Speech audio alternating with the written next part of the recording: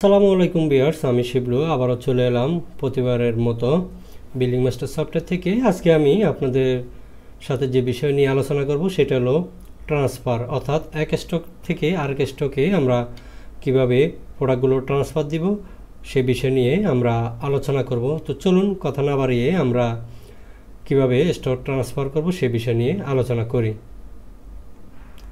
সর্বপ্রথম আমরা এখানে চলে আসব ট্রান্সফারে আসার পরবর্তীতে আমরা এখানে যাব স্টোর ওয়াইজ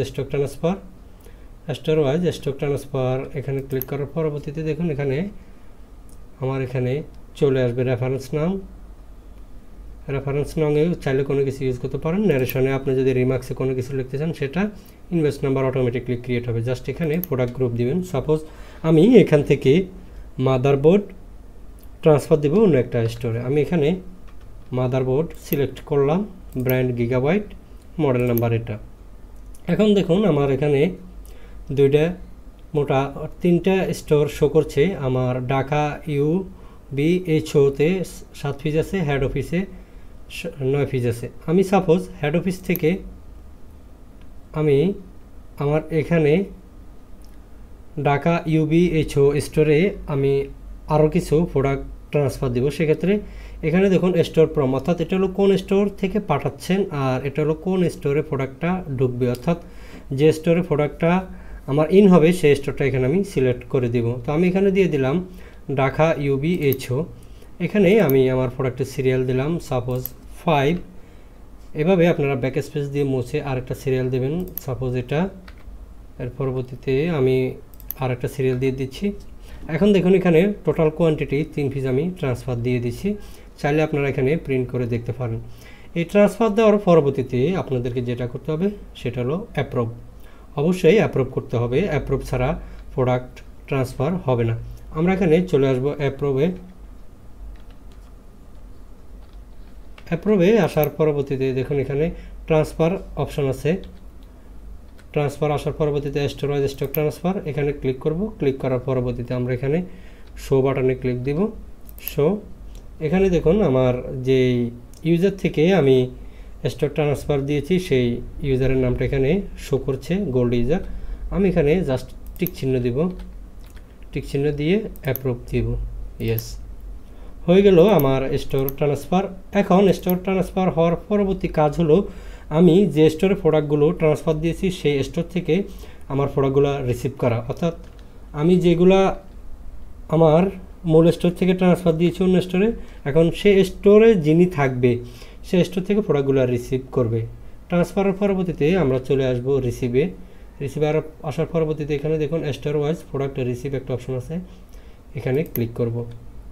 ক্লিক করার পরবর্তীতে এখানে আর কোনো কিছু করতে হবে না, জাস্ট এখানে শো অপশানে আসবেন। আসার পরবর্তীতে এখানে দেখুন দুইটা অপশান আছে, একটা হলো ডেট ফ্রম। আপনার এখানে সাপোজ আজকে 15-20 দিন যাবত যে টোটাল ট্রান্সফার দিয়েছে অন্য স্টোর থেকে সেগুলো যদি আপনি অ্যাট এ টাইম দেখতে চান সেক্ষেত্রে এখানে প্রমার 2 দিতে পারেন।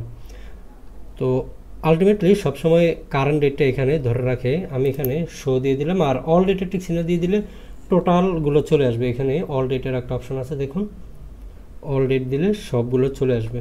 আমি এখানে সর্বশেষ যেই ট্রানজ্যাকশনটা করেছি 19/11/2024 সেটা আমি রিসিভ করব প্রোডাক্টটা। এখানে জাস্ট টিক চিহ্ন দিব, রিসিভ করব। এখানে আমি কোন ডেটে প্রোডাক্টটা রিসিভ করছি সেটা আপনাকে সিলেক্ট করে দিতে হবে। তো আমি এখানে 19 তারিখে দিচ্ছি, 19 তারিখ, জাস্ট এখানে রিসিভড, ইয়েস, ওকে। এখন আমার এই প্রোডাক্টটা আমার বিক্রির জন্য রেডি।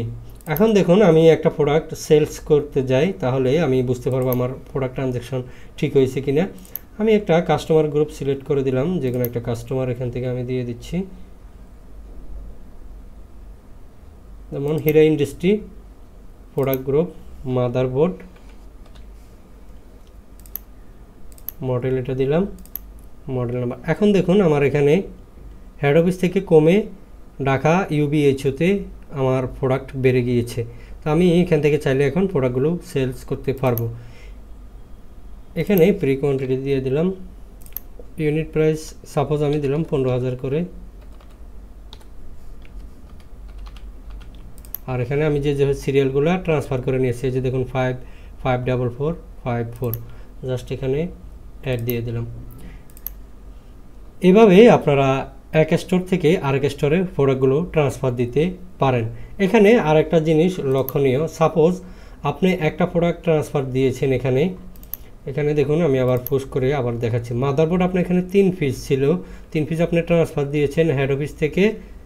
এই যে দেখুন এখানে হেড অফিস থেকে আপনি ট্রান্সফার দিয়েছেন ঢাকা ইউবিএইচও। এখানে যদি আপনার প্রোডাক্টগুলো যদি আবার নষ্ট হয়, সাপোজ 3টা প্রোডাক্ট থেকে একটা প্রোডাক্টে প্রবলেম আছে, সেক্ষেত্রে আপনারা কী করবেন? সেক্ষেত্রে একইভাবে আপনারা ঢাকা ইউবিএইচও থেকে ট্রান্সফার দিয়ে ঢাকা হেড অফিসে ট্রান্সফার দিয়ে দিবেন একইভাবে। আমি আরেকটা নিয়ম দেখাচ্ছি, দেখুন এখানে আমি প্রোডাক্ট গ্রুপ দিয়ে দিলাম মাদারবোর্ড আমি এখানে দিয়ে দিলাম। আমি ওই সময় হেড অফিস থেকে ঢাকা ইউবিএইচওতে নিয়েছি, এখন আমি ইউবি থেকে হেড অফিসে নিয়ে আসবো। তখন একটা জিনিস লক্ষণীয়, এখানে স্টোর ফ্রম, আপনি কোন স্টোর থেকে কোন স্টোরে নিচ্ছেন এটা জাস্ট এখানে উল্লেখ করে দিবেন। তো আমি এখানে হেড অফিস সিলেক্ট করে দিলাম, আর এখান থেকে আমি একটা সিরিয়াল নিয়ে নিলাম। এভাবে আপনারা এক স্টোর থেকে অন্য স্টোরে প্রোডাক্টগুলো ট্রান্সফার করতে পারবেন। স্টোরের রিপোর্টগুলো আপনারা এখানে দেখবেন, রিপোর্টসে এসে আপনারা এখানে চলে যাবেন ট্রান্সফার রেজিস্টারে এসে আপনারা এখানে দেখবেন যে অনেকগুলো এখানে রিপোর্টস আছে। সেক্ষেত্রে আপনারা এই রিপোর্টগুলো দেখবেন, store wise stock transfer in house, এই যে 9 নম্বর রিপোর্টটা দেখতে পারেন। আমি এখানে জাস্ট একটা দেখাচ্ছি আপনাদের বোঝার সাথে। এই যে দেখুন গিগাবাইট মাদারবোর্ড আমি 3 পিস যে ট্রান্সফার করেছি, সেই 3 পিসের হিস্টোরি এখানে চলে আসছে। ধন্যবাদ সবাইকে, আশা করি আপনারা বুঝতে পারছেন কিভাবে আপনার এক স্টোর থেকে আরেক স্টোরে প্রোডাক্টগুলো ট্রান্সফার করতে হয়। আমি শিবলু আবারও চলে আসব অন্য কোনো সময় অন্য কোনো ভিডিও নিয়ে। সে পর্যন্ত সবাই ভালো থাকবেন, সুস্থ থাকবেন।